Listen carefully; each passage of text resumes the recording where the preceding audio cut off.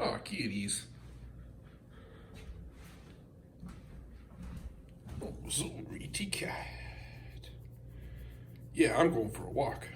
You can't come with me, it's too hot.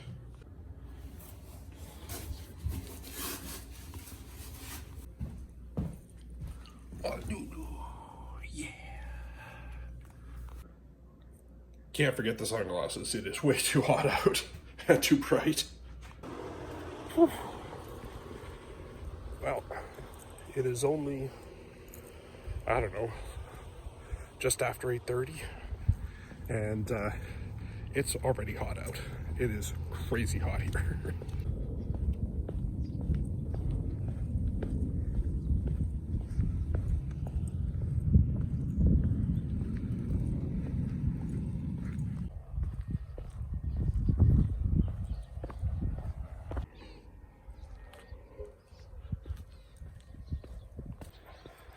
So, the point of this video is not to necessarily take you for a tour of my neighborhood, but I wanted to talk about healthy writing habits again, because this is week, well, 2.5, let's say, call it week 2.5, of the 500 words a day challenge, and things have been going really well, and what I wanted to do is not do the same thing over and over again, where I film myself every morning and show you how it's been going, because it has been going really well, but I figure that'll get boring to watch. So let's talk about writing and doing it healthily.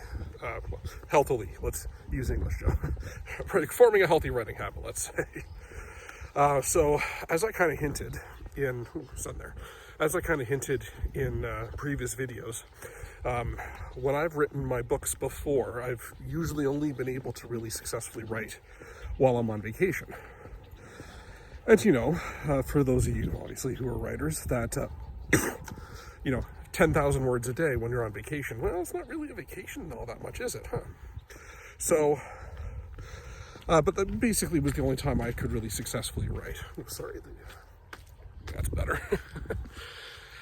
So one of the goals of this year that I've been trying to do since Camp NaNoWriMo started is to develop a sustainable and healthy writing habit that doesn't rely on me taking my time off necessarily to try to write an entire novel in 2 weeks, because that's not really healthy or sustainable, right? If you want to be a professional author, you got to put out books regularly, not whenever you happen to be able to take a cruise, right? So at least that's how I feel about it, and I'm assuming you probably feel the same way.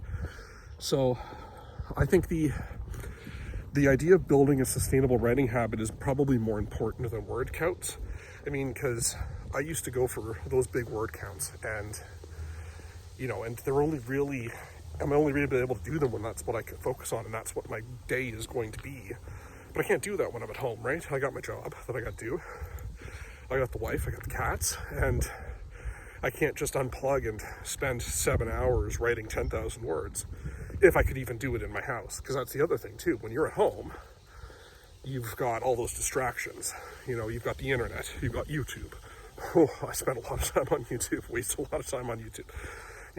You've got your hobbies, you've got all this other stuff that you could or probably should be doing, that you end up not having to do when you're on a vacation, say. Like when I'm on the cruise, I can wake up at 3 a.m, go to the lounge, start writing, have breakfast, keep writing, have lunch, keep writing, spend the afternoon with the family, and then dinner, and then go to bed.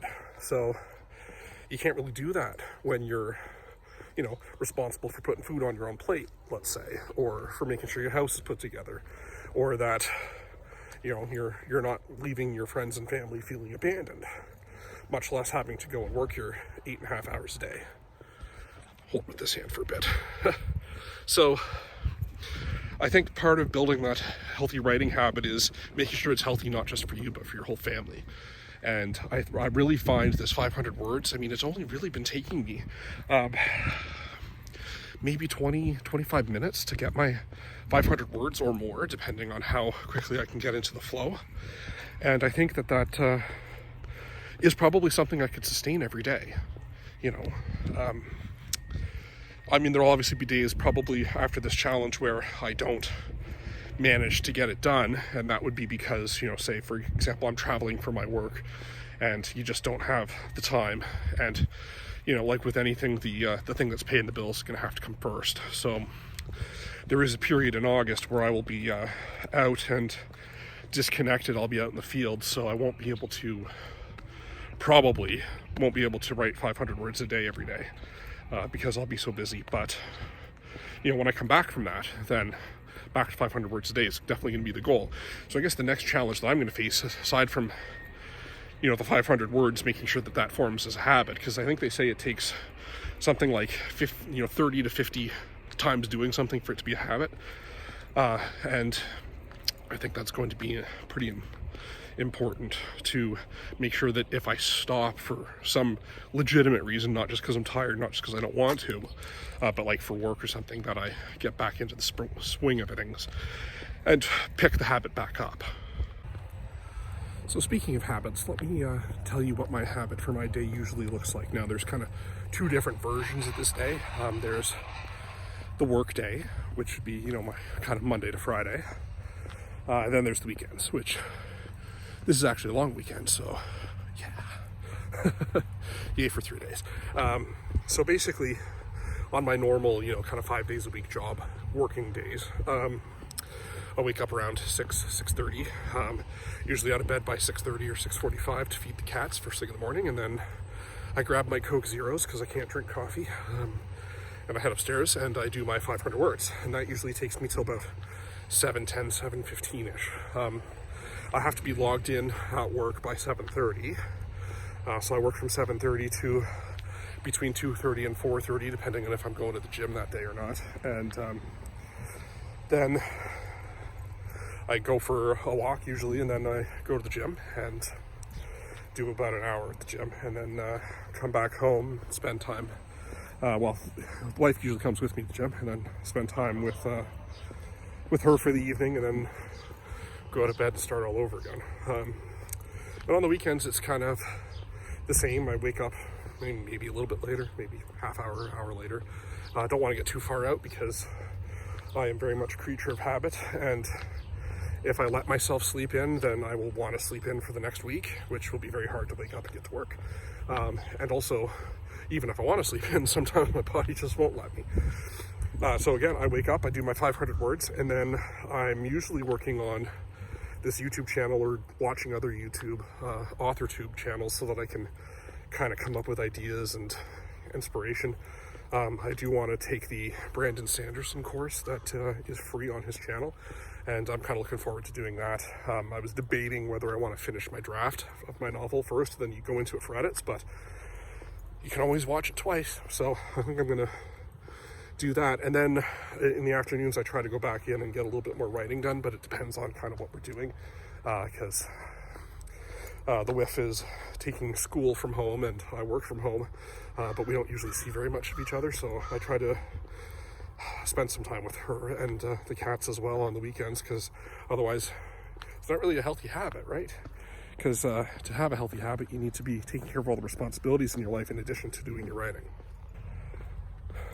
Or at least that's kind of silence crow, or at least that's kind of how I think about it. So usually on the weekends, also for the 500 words, because during the week with my having to log in at right at 7:30, I don't let myself go for too long if I get into the mood.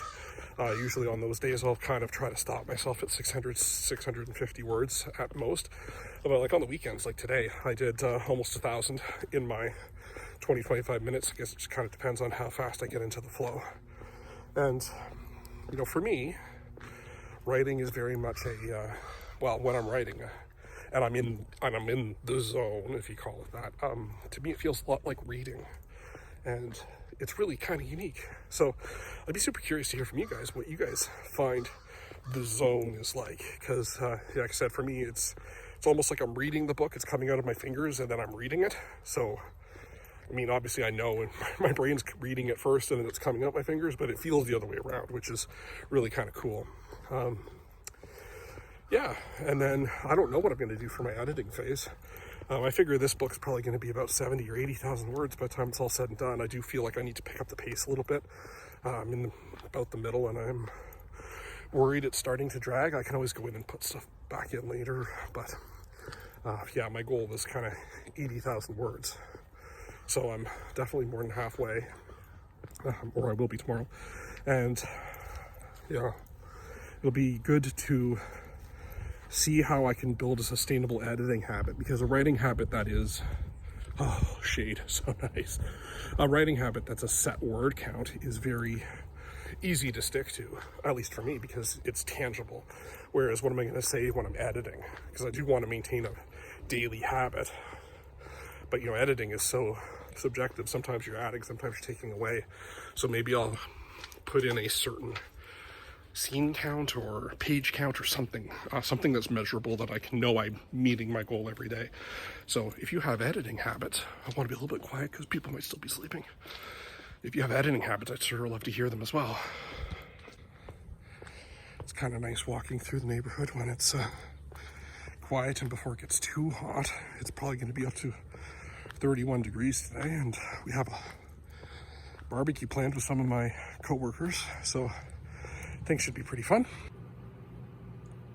So for anyone who's interested, this is my progress so far. Just, well, probably tomorrow I will cross that 50,000 word milestone in my book, which is,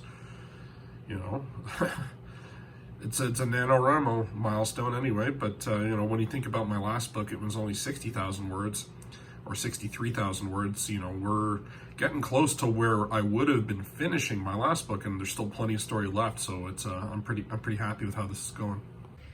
So anyway, at risk of rambling even more than I already have, since this is so completely off the cuff, I'm going to say keep up your writing goals, and I'll see you guys next week, or maybe sooner. I might post something for my 50,000 words tomorrow, assuming I hit it.